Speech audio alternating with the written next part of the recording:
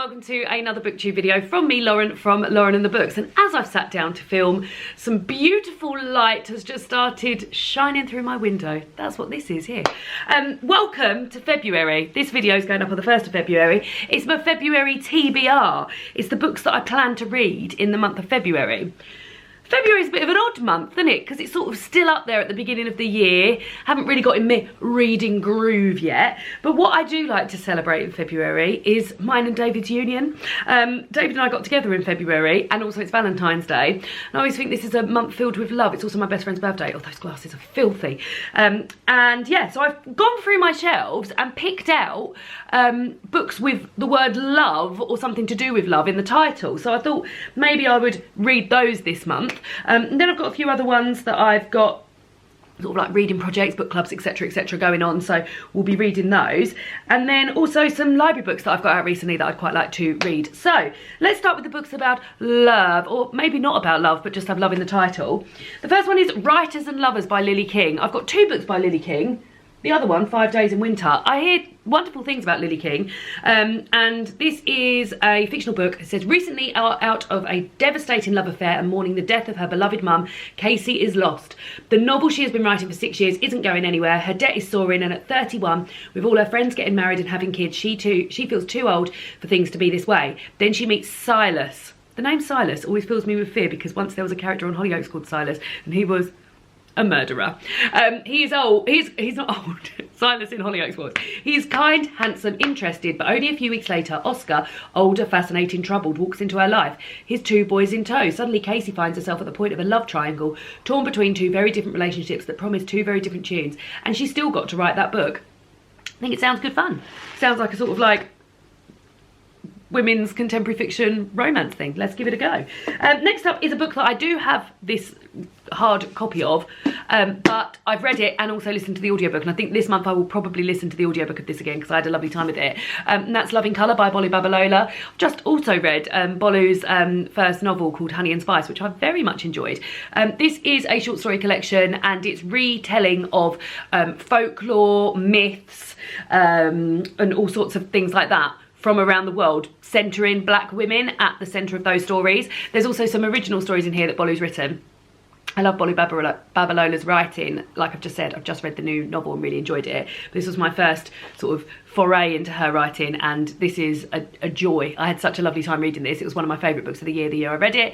And like I said, revisited it as an audiobook, enjoyed that, and we'll be doing that again probably this year. So enjoyed. Then I've got, oh, okay, so this doesn't have love in the title, but when I was sorting out my bookshelves, the blurb is very much involved with love. So this is An Olive Grove in Ends by Moses Mackenzie. This came out April last year. It's a debut by Moses, and if I just read you the blurb, also it starts with a beautiful family tree. It says here, Sion Hughes is a young black man from Bristol. He dreams of a world far removed from the one in which he was raised, far removed from the torn slips outside the bookies, the burnt spoons and the crooked solutions his community embraces, most of all removed from the Christianity of his uncaring parents and the prejudice of law enforcers. Growing up, Sion found respite from the chaos of his environment in the love and loyalty of his brother-in-arms, Cuba, in the example of his cousin Hakim, a man once known as the most infamous drug dealer in their neighbourhood, now a proselytizing, bloody hell, I can't get that word out. Proselytizing Muslim, and in the tenderness of his girl Shona, whose own sense of purpose galvanises Sion's. In return, Sion wants to give the people he loves the world, a house atop a ground hill in the most affluent area of the city, a home in which they can forever find joy and safety. But after an altercation in which a boy is killed, Sion finds his loyalties torn and his dreams of a better life in peril. So love is involved in this book amongst all other things, so it sounds great. Debut, amazing. Then I've got this, which I bought from a charity shop years and years ago, and it's survived many culls, and yeah, I'm hoping it's good as it has survived many culls. This is Love in a Headscarf, Muslim Woman Seeks the One by Shalina Zara Yaman Hamid. And oh, this might be non-fiction. I always thought it was, so So it's written by that person, but also says, Shalina is keeping a very surprising secret under her headscarf. She wants to fall in love. Torn between the buxom aunties, romantic comedies and mosque imams, she decides to follow the arranged marriage route to find Mr. Right, Muslim style. Shalina's captivating journey begins as the search for the one, but along the way she also discovers her faith and herself. A memoir is a memoir with hilarious twist from one of Britain's leading female Muslim writers. Love in a Headscarf is an entertaining, fresh and unmissable insight into what it means to be a young British Muslim woman. Oh, well, I'm definitely into it now. I didn't realise it was a memoir. I thought it was a novel, so there we go. That's exciting. Then we've got Love is an Ex-Country, and this is by Randa Yara. This is also a memoir, and it says, told as a road trip across the United States of America, this is Randa's bold and frank personal story. A Palestinian daughter shamed about her weight, her background, and her decision to become a teenage mother as she rebels against her abusive family and the expectations others have of her. Sounds bloody brilliant. And then I've got Heartsick. This is 3 true stories about love, about falling in love and what happens after it ends, by Jessie Stevens. So we're following Claire, who is excited to bring her partner Maggie back home, but despite building a new life together, she feels the distance is growing between them. Patrick, who's a lonely university student until he meets Caitlin, but does she feel as connected as he does? And Anna, who is happily married with 3 children. Then one night she falls in love with someone else. So yeah, I think that sounds great. That does sound great. God, I'm excited about these. I am. And then I've got Free Love by Tessa Hadley, the last book with love in the title. And this is set in 1967. It says, while London comes alive with a new youth revolution, the suburban Fisher family seems to belong to an older world of conventional stability. Pretty, dutiful homemaker Phyllis is married to Roger, a devoted father with a career in the Foreign Office.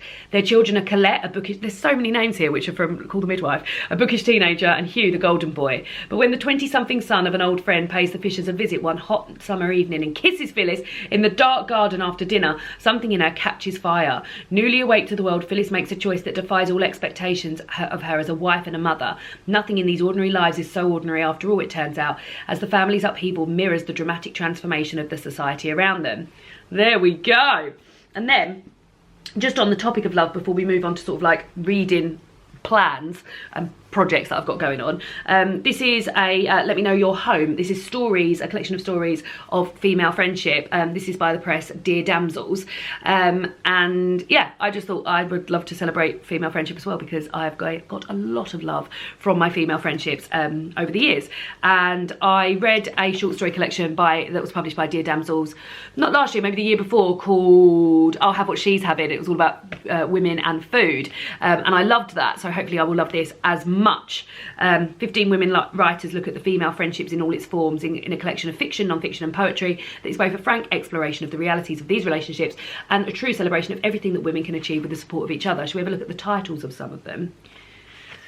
Let's have a look. An Open Letter to a Friend Forgotten, This Side of the Mersey, Here Is What I Meant When I Said That, Vignettes of You and Me, These Streets Are Not Our Own. Sounds great, doesn't it? So yeah, very much looking forward to that. Let's move these out of the way. I haven't got my table here or anything at the moment, and my yellow chair's still broken, so I'm on a kitchen chair and I've got all sorts going on. Right, okay, then reading plans for next month that don't fall into the sort of like library or books about love situation, although this is about love. Tipping the Velvet by Sarah Waters. I said that this year I would like to reread all of Sarah Waters' books. I read my last Sarah Waters book. I mean, come on, she's going to have a book out this year, surely. I read my last unread Sarah Waters book last year, Affinity, which did end up being my worst.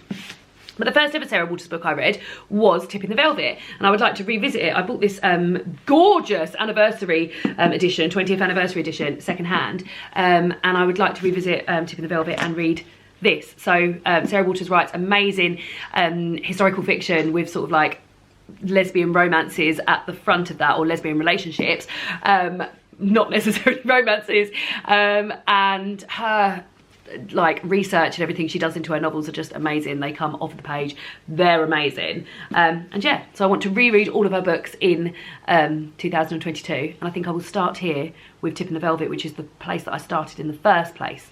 So there we go. Love this cover as well, so there we go, that's that.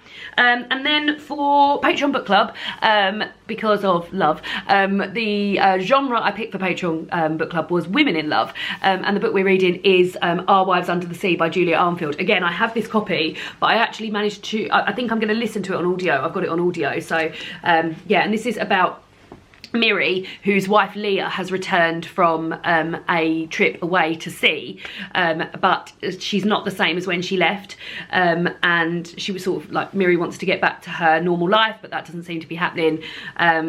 I'm very, like, there was a lot of excitement about this last year, so I'm very excited to get into it, and hopefully we'll have a great discussion about it at book club, which we always do. Whether we like it or not, we have a great discussion. Then you might have seen a video that I made of me stood in front of these here shelves, where I did a first line battle. So I took a book from each colour of because my books are set in colour, and I took the first book of each colour and did a first line battle. So I read the first line of each book from that colour and battled them against each other, and the best line stayed on, and that's how I picked a book that would go on my TBR for this month. If you want to go and watch that video, go and watch it now, but I'm about to show you what won. Weathering by Lucy Wood won, and with a first line like this, of course it did. Arse over elbow and a mouthful of river.